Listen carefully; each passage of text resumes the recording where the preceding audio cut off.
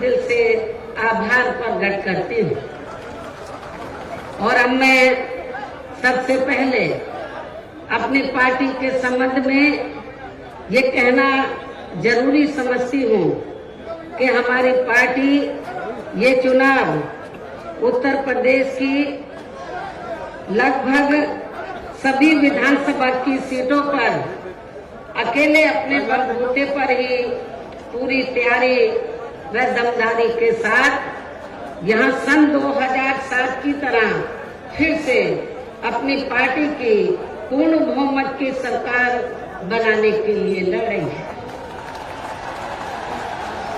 ताकि आपको वर्तमान में भाजपा के चल रहे जातिवादी, संकीर्ण, अहंकारी व तानाशाही वाले शासन से मुक्ति मिल सके। इसके साथ ही हमारी पार्टी ने पूर्व की तरह इस चुनाव में भी बीएसपी से जुड़ने की तादाद को ध्यान में रखकर फिर उसी अनुपात में ही यहाँ सर्व समाज के लोगों को टिकट भी दिए हैं। और अब इस चुनाव में आप लोगों को अपना वोट कांग्रेस, बीजेपी, सपा व अन्य विरोधी पार्टियों को न देकर केवल अपनी एकमात्र हितैषी पार्टी बीएसपी को ही देना क्यों जरूरी है, इसे आप लोगों को समझना होगा। हालांकि इस संदर्भ में आप लोगों को ये मालूम है कि आजादी के बाद शुरू में काफी लंबे समय तक केंद्र व उत्तर प्रदेश सहित देश के अधिकांश राज्यों में भी कांग्रेस पार्टी की ही अकेले यहाँ सरकारें रही हैं, किंतु इनकी गलत नीतियों व गलत कार्य प्रणाली की वजह से ही अब ये पार्टी केंद्र के साथ साथ बहुत पहले ही उत्तर प्रदेश की सत्ता से भी बाहर हो गई है। इसके साथ ही ये पार्टी जबरदस्त जातिवादी होने के कारण शुरू से ही हर मामले में यहाँ दलित, आदिवासी व अन्य पिछड़ा वर्ग विरोधी पार्टी भी रही है और अभी भी है, जिस कारण केंद्र में रही इस कांग्रेस पार्टी की सरकार ने इन वर्गों के मसीहा व भारतीय संविधान के मूल निर्माता परम पूज्य बाबा साहब डॉक्टर भीमराव अम्बेडकर को भारत रत्न की उपाधि से भी सम्मानित नहीं किया था, जिसके लिए वो हर प्रकार से पात्र भी थे। इतना ही नहीं बल्कि इनकी मूवमेंट को आगे बढ़ाने के लिए अपनी पूरी जिंदगी समर्पित करने वाले मान्यवर श्री कांशीराम जी के देहांत होने पर भी केंद्र में उस समय इसी कांग्रेस पार्टी की रही सरकार ने उनके सम्मान में एक दिन के लिए भी राष्ट्रीय शोक घोषित नहीं किया था, तथा न ही इस पार्टी की रही सरकार ने पिछड़े वर्ग की आरक्षण संबंधी मंडल कमीशन की रिपोर्ट को भी लागू किया था, जिसे फिर बीएसपी ने अपने कड़े संघर्ष व अथक प्रयासों से केंद्र में रही श्री बीपी सिंह की सरकार से ही लागू करवाया था। साथ ही इसी सरकार में ही बाबा साहब डॉक्टर भीमराव अम्बेडकर को भी भारत रत्न की उपाधि से सम्मानित किया गया था, जो इनके अपार अनुयायियों की बरसों से ये दिली चाहत भी थी। लेकिन अब केंद्र व अधिकांश राज्यों की भी सत्ता से बाहर होने के बाद यही कांग्रेस पार्टी खासकर दलितों, आदिवासियों व अन्य पिछड़े वर्गों के वोटों की खातिर आए दिन किस्म किस्म की नाटकबाजी करती रहती है, जबकि इन वर्गों के मामले में इस पार्टी की सच्चाई तो ये है कि कांग्रेस पार्टी जब सत्ता में होती है और इनके अच्छे दिन होते हैं तो तब इस पार्टी को इन वर्गों का विकास व उत्थान आदि याद नहीं आता है, तथा न ही इनको महिलाओं की भी भागीदारी याद आती है। इतना ही नहीं बल्कि इस पार्टी के बाद खासकर यहाँ सपा व बीजेपी आदि की बनी सरकार में भी यूपी की जनता हर मामले में व हर स्तर पर काफी ज्यादा दुखी रही है। सपा की सरकार में तो अधिकांश यहाँ गुंडों, बदमाशों, माफियाओं व अराजक तत्वों एवं सरेआम लूट खसोट करने वालों का ही राज रहा है, जिसकी खास वजह से ही इस सरकार में आए दिन यहाँ जाति व धर्म के नाम पर तनाव व दंगे आदि ही होते रहे हैं। इस मामले में पश्चिमी यूपी का मुजफ्फरनगर कांड इसका खास उदाहरण है। प्रदेश में विकास के कार्य भी ज्यादातर यहाँ एक विशेष क्षेत्र व एक विशेष समुदाय के लोगों तक ही सीमित होकर रह गए। और इतना ही नहीं, सपा की सरकार के चलते दलित व अति पिछड़े वर्गों के लोगों के साथ तो हर स्तर पर सोतेला रवैया अपनाया गया है।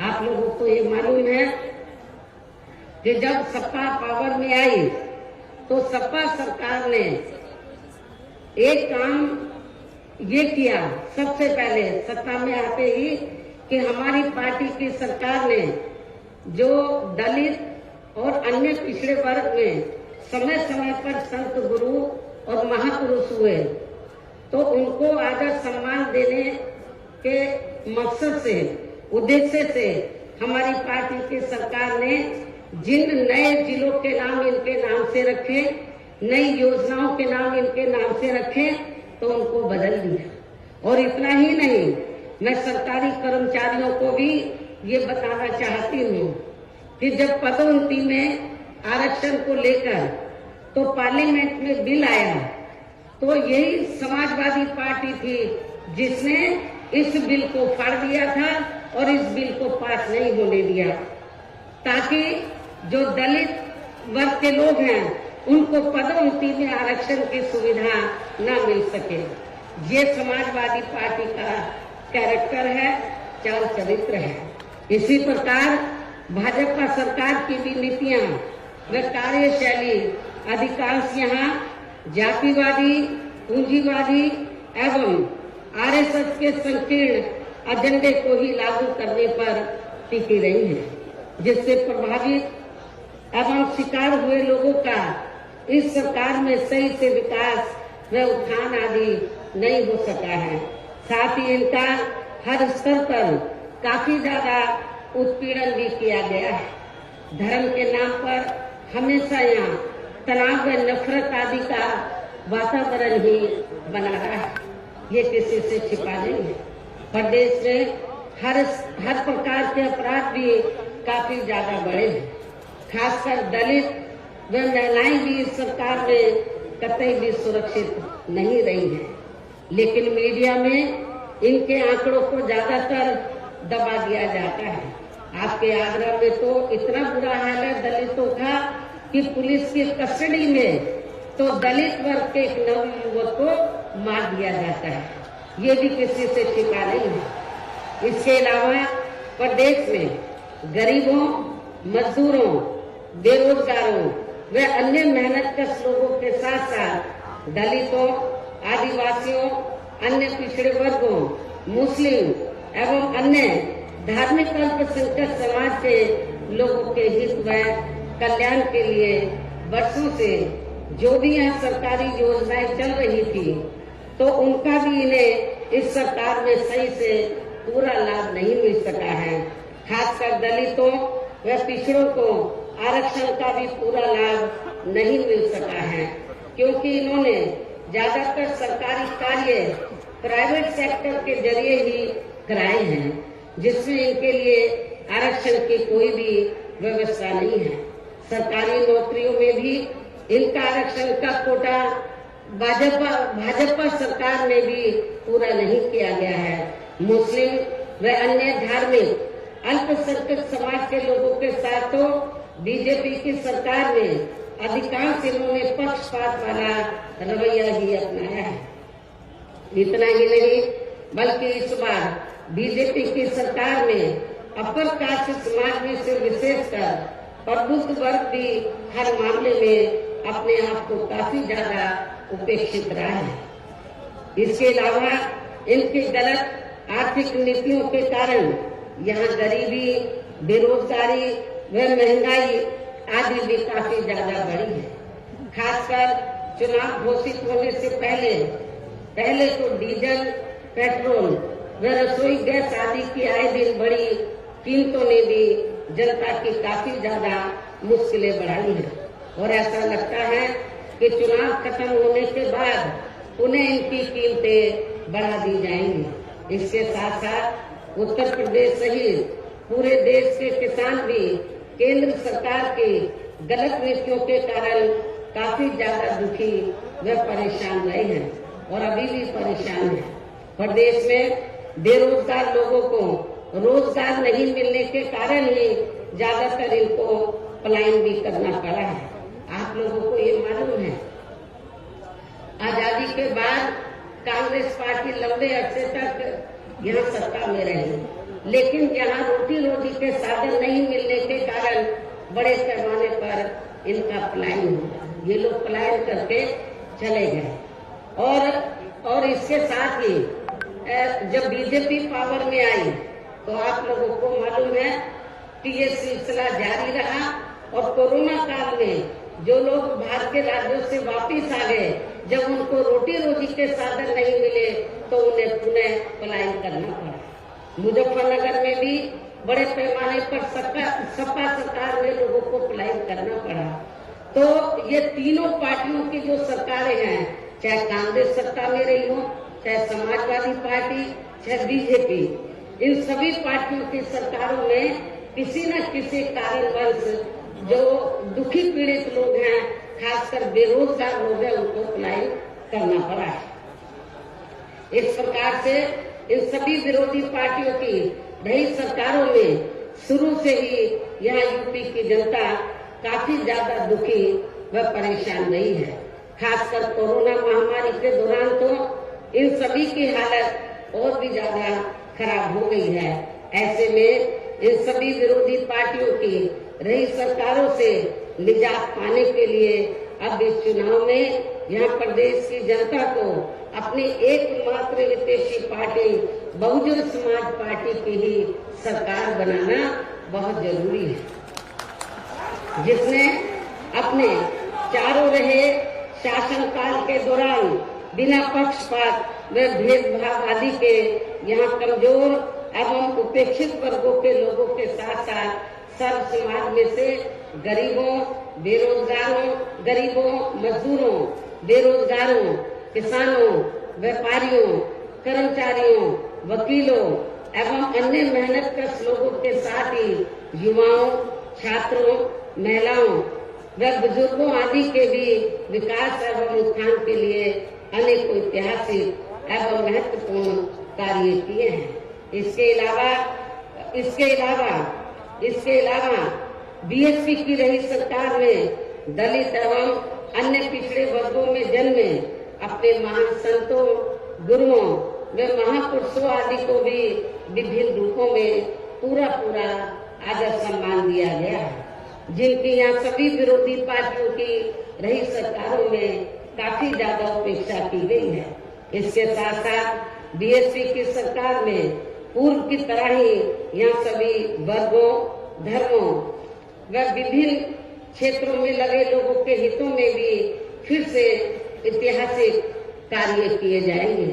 प्रदेश में विशेषकर गरीबी व बेरोजगारी आदि को दूर करने के लिए जरूरी कदम उठाए जाएंगे और ये हमारी सरकार का इस बार भी मुख्य एजेंडा होगा। साथ ही किसी भी मामले में किसानों को भी निराश नहीं होने दिया जाएगा। इसके अलावा आपके इस क्षेत्र के जो भी आपके आगरा मंडल में तो सभी जिलों में जो भी स्थानीय समस्याएं होंगी तो उन्हें भी जरूर दूर किया जाएगा।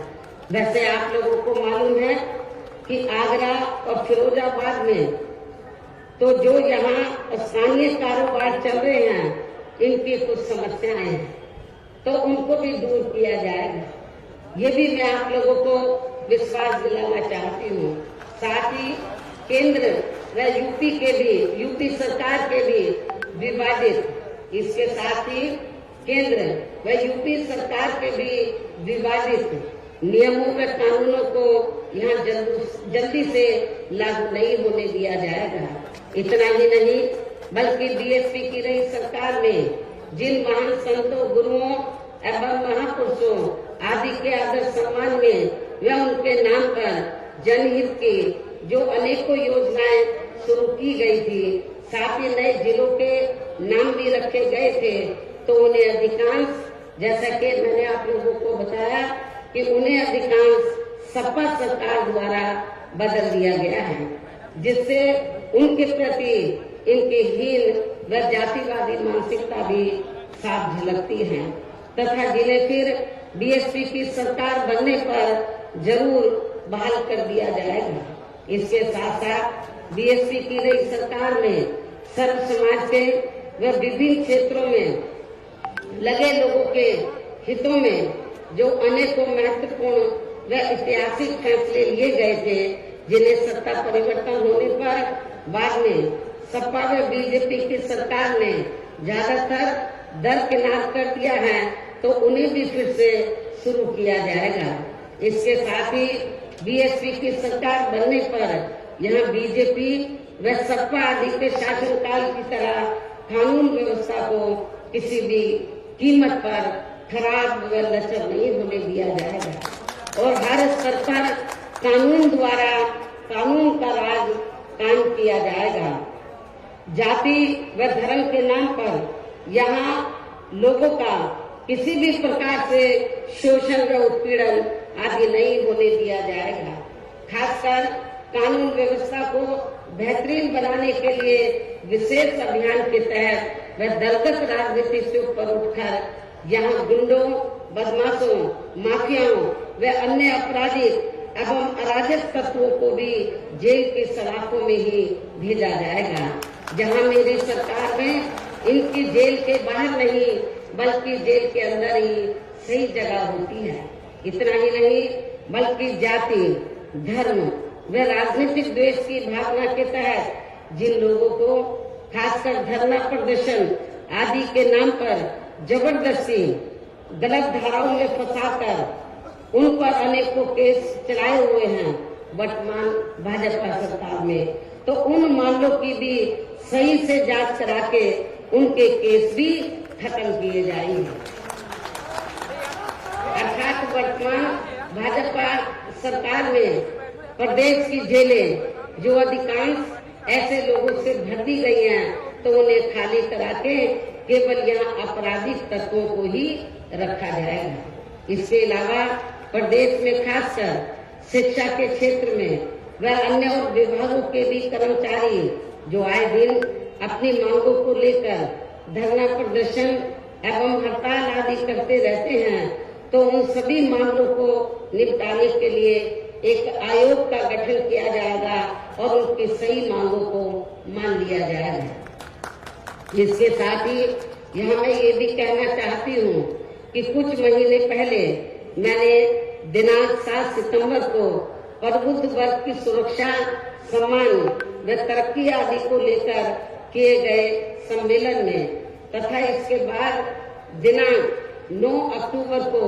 मान्यवर श्री कांशीराम जी की पुण्यतिथि के मौके पर भी मैंने सर्वजन हिताय व सर्वजन सुखाय को लेकर जो भी कार्य करने के लिए कहा है, तो उन पर भी जरूर अमल किया जाएगा। लेकिन ये सभी कार्य करने के लिए इस चुनाव में यहाँ बीएसपी की सरकार बनाना बहुत जरूरी है, जिसके लिए पार्टी के लोगों को वोट पड़ने तक या सभी विरोधी पार्टियों के साम दाम दंड भेद आदि हथकंडों से भी जरूर सावधान रहना है। और इस मामले में विरोधी पार्टियां चुनाव होने से कुछ समय पहले या चुनाव के दौरान भी खासकर अपने अपने पक्ष में हवा बनाने के लिए मीडिया मीडिया व ओपिनियन पोल एवं सर्वे आदि का जो बड़े पैमाने पर गलत इस्तेमाल करती हैं, तो उससे आप लोगों को बिल्कुल भी गुमराह नहीं होना है। ये बात मैं आपको बार बार कहती रही हूँ और आज फिर दोहराना चाहती हूँ। इतना ही नहीं बल्कि इस बार कुछ जातिवादी मीडिया ने इस चुनाव में हमारी पार्टी के लोगों का मनोबल गिराने में भी ये कहकर कोई कसर नहीं छोड़ी है कि इनके नेता कहीं नजर नहीं आ रही है। ये आए दिन मीडिया में इसको न्यूज को फ्लैश करते रहे, जबकि इस मामले में हकीकत तो ये है कि देश में शुरू में फैले कोरोना का प्रकोप थोड़ा कम होते ही मैं दिल्ली से लखनऊ आ गई थी और पिछले लगभग 1 साल से मैं लखनऊ में ही रहकर अपनी पार्टी को मजबूत बनाने के कार्य में लग गई थी। इसके साथ ही इस कार्य में यहाँ ज्यादा ध्यान देने की वजह से मैंने पिछले 1 वर्ष से बाकी राज्यों का भी कार्य लखनऊ से ही देखा है और 1 वर्ष में केवल मैं 2 दिन के लिए दिल्ली गई थी। 1 वर्ष में केवल मैं 2 दिन के लिए दिल्ली गई थी जब मेरी मदर की मृत्यु हो गई थी और इस 1 वर्ष के दौरान मैंने यहाँ पार्टी को फिर से पोलिंग बूथ स्तर तक कैडर के आधार पर यहाँ सही से खड़ा किया है। आप लोगों को मालूम है कि पहले जो कमेटियां बनी थी तो ज्यादातर फर्जी थी। केवल हमारे लोग बता देते थे, नीचे के स्तर के पदाधिकारियों को खुद जाकर कमेटी नहीं बनाते थे। इस बार मैंने सख्त निर्देश दिए कि कमेटी सही होनी चाहिए और जो बड़े बड़े पदाधिकारी हैं वो भी जाकर कमेटी बनाएंगे, ये भी मैंने कहा। तो इस एक कहने का तात्पर्य यह है कि इस 1 वर्ष के दौरान मैंने यहाँ पार्टी को फिर से पोलिंग बूथ स्तर पर कैडर के आधार पर यहाँ सही से खड़ा किया है तथा सर्व समाज के काफी नए लोगों को भी तैयार किया है।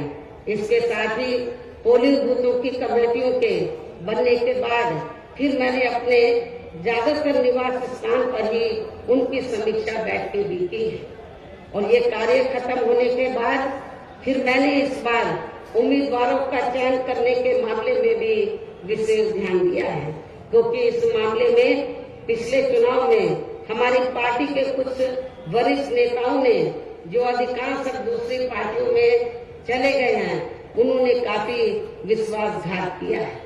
पिछले बार चुनाव में उन्होंने काफी विश्वासघात किया, न जातीय समीकरण का ध्यान रखा, बल्कि सुनने में तो ये आया कि दूसरी पार्टियों के उम्मीदवारों से साठगांठ करके हमारे नेताओं ने ज्यादातर डमी कैंडिडेट खड़े कर दिए, जिसकी वजह से पिछले विधानसभा चुनाव में हमारी पार्टी का अच्छा रिजल्ट नहीं आ सका।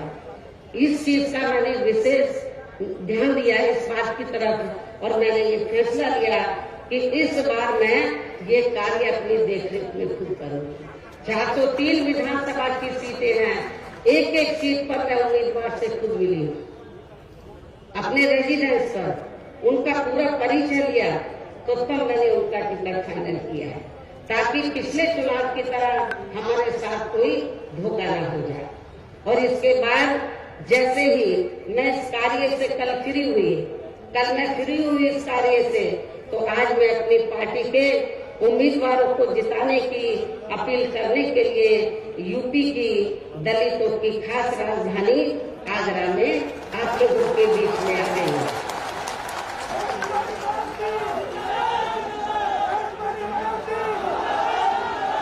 लेकिन मुझे भी पूरे यूपी में अपने खासकर दलित वर्ग के लोगों पर ये नाज है कि वे मीडिया के दुष्प्रचार पर कि इनके नेता कहाँ हैं उससे कतई भी गुमराह नहीं हुए और अपने कार्य में पूरे जी जान से डटे रहे, जिसके कारण इस दौरान बाकी जातियों के लोग भी बीएसपी में बड़े पैमाने पर जुड़े हैं। जब वीकर सेक्शन के लोग, दलित वर्ग के लोग बड़े पैमाने पर कैडर के आधार पर जुड़े, जिसकी तरफ मैंने विशेष ध्यान दिया, तो फिर जो बाकी जातियां हैं वो भी बड़े पैमाने पर बीएसपी में जुड़ी है। और अब इस बार चुनाव में फिर से मैं मीडिया बंधुओं को ये बताना चाहती हूँ, जो ये गलत खबर दिखाते रहे कि बहन जी की तरह है, बहन जी इसी काम में लगी थी। इनको मैं बताना चाहती हूँ चुनाव की तैयारी में लगी हुई थी। और अब मैं मीडिया बंधुओं को ये बताना चाहती हूँ कि अब इस बार चुनाव में फिर से सन 2007 की तरह बीएसपी का चौंकाने वाला रिजल्ट आएगा। ये भी मैं मीडिया बंधुओं को बताना चाहती हूँ। आप लोगों को याद होगा कि जब सन 2007 में विधानसभा का आम चुनाव हुआ था, तो उस दौरान मीडिया इस बात के चुनाव की तरह बीएसपी को कहीं आंकता नहीं था। और बीएसपी के बारे में क्या बोलता था, इनका ओपिनियन पोल, सर्वे आदि क्या बोलता था कि बीएसपी तीसरे नंबर पर रहेगी। जब रिजल्ट आया तो बीएसपी नंबर 1 पर आई और एब्सोल्यूट मेजोरिटी की सरकार बनी। और मुझे तो लग रहा है ऐसा इस बार भी होने वाला है। मीडिया का ओपिनियन पोल, सर्वे आदि धरा का धरा रह जाए। इसके साथ ही मैं आप लोगों को ये भी कहना चाहती हूँ कि आप लोगों को पूर्व की तरह इस चुनाव में भी विरोधी पार्टियों ने विभिन्न रूपों में जो अपने हवाई व प्रलोभन भरे चुनावी घोषणा पत्र आदि जारी किए हैं, जिन्हें सत्ता में आने के बाद ये पार्टियां अधिकांश अमल में नहीं लाती हैं, तो उनके बहकावे में भी आपको कतई नहीं आना। जबकि इस मामले में बीएसपी किसी भी चुनाव में विरोधी पार्टियों की तरह अपना कोई भी चुनावी घोषणा पत्र आदि जारी नहीं करती है, क्योंकि बीएसपी कहने में बहुत कम बल्कि कार्य करके दिखाने में ही ज्यादा विश्वास रखती है। और ऐसा हमने यहाँ यूपी में अपने चारों रही सरकारों के दौरान करके भी दिखाया है। इतना ही नहीं बल्कि हमारी पार्टी के चारों रही सरकारों ने प्रदेश में बिगड़ी हुई कानून व्यवस्था को सुधारने के साथ साथ जो असंख्य के साथ साथ प्रदेश के विकास एवं आम जनहित के लिए जो असंख्य अति महत्वपूर्ण कार्य किए हैं, वो अभी तक यहाँ किसी भी विरोधी पार्टी की सरकार ने नहीं किए हैं। आपको मालूम है कि बीजेपी के लोग कहते रहते हैं हमने गरीबों को इतने मकान दिए हैं, कहीं नजर आ रहे हैं। जब मेरी सरकार थी आपके आगरे में ही बड़े पैमाने पर हमने गरीबों को फ्री मकान बनाकर दिए, वो आपको नजर आते हैं। कहाँ हैं इनके मकान? तो वो आपको बहुत कम ही नजर आएंगे। बल्कि और इतना ही नहीं, तो मैं जैसा कि आपको बताया कि हमारी सरकार ने प्रदेश के विकास एवं आम जनहित के लिए जो असंख्य अति महत्वपूर्ण कार्य किए हैं, वो अभी तक यहाँ किसी भी विरोधी पार्टी की सरकार ने नहीं किए हैं। बल्कि ज्यादातर उन्हीं कार्यों के नाम जो हमारी सरकार ने कार्य किए थे, बल्कि ज्यादातर उन्हीं कार्यों के नाम व स्वरूप आदि बदलकर अब विरोधी पार्टियों की सरकारें उन्हीं को ही भुनाने में लगी है। लेकिन उन कार्यों के प्रति इनकी नियत व सोच सही नहीं होने के कारण उसमें भी ये पार्टियां ज्यादा सफल नहीं हो पा रही हैं। इन्हीं जरूरी बातों के साथ ही हम मेरा यही कहना है कि आप लोगों को इस चुनाव में अपने हित व कल्याण के लिए या फिर से यूपी में बीएसपी की सर्वजन हिताय व सर्वजन सुखाय की नीतियों पर आधारित सरकार बनाना बहुत जरूरी है। और इसके लिए पार्टी के लोगों को, इसके लिए बीएसपी के लोगों को वोट पड़ने वाले दिन कोरोना नियमों का पालन करते हुए सबसे पहले सुबह उठते ही व समय से अपने अपने पोलिंग बूथों पर अपना वोट डालने के लिए जाना है।